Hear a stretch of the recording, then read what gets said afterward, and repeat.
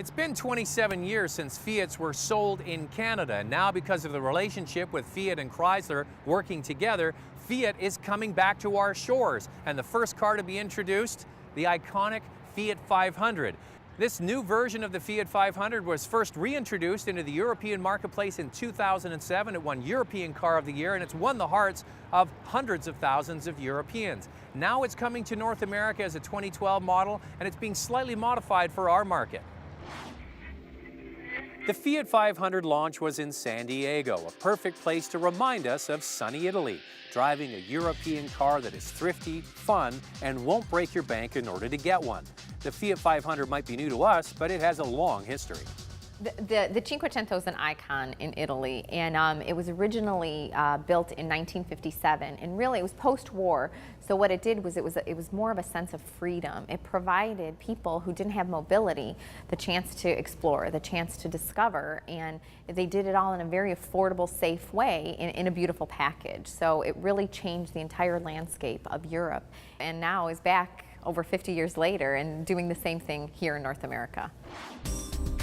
The 500 is sold in 3 trim levels. The base is called Pop, which starts at $15,995. Then the Sport, the one that we're driving, at $18,500. And the top model called Lounge at $19,500.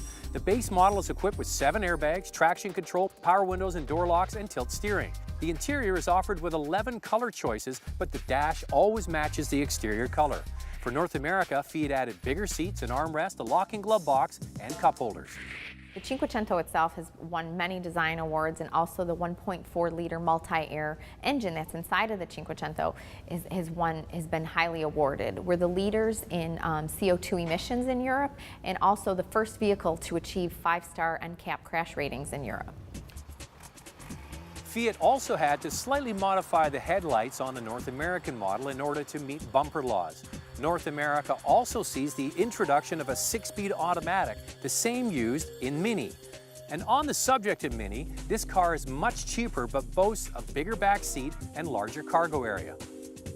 So the Fiat 500 that's arriving on our shores has a newly developed engine from Fiat. It produces 101 horsepower. So how does that move this car along? It's surprisingly quick, and you add in a sport button which changes the throttle responsiveness and the steering responsiveness. The car has a very nimble feel to it. Now we're driving the sport model, and over bumpy surfaces, we picked a smooth road for our camera here, but over bumpy surfaces it can be a little bit choppy. So if you're driving a Fiat 500, you're taking one out for a test drive, drive the softer suspension Pop, the base model, or the sport model to see if you can live with the slightly choppy ride.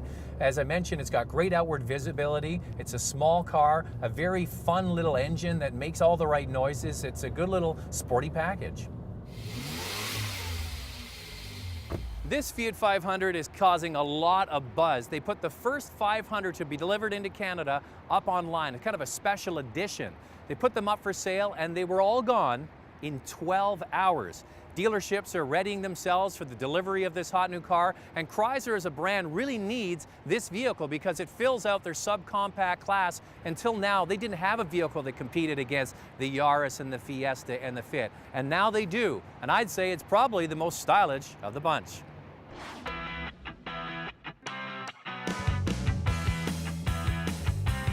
How does the Fiat 500 stack up to the competition? See all the reviews at drivingtelevision.com.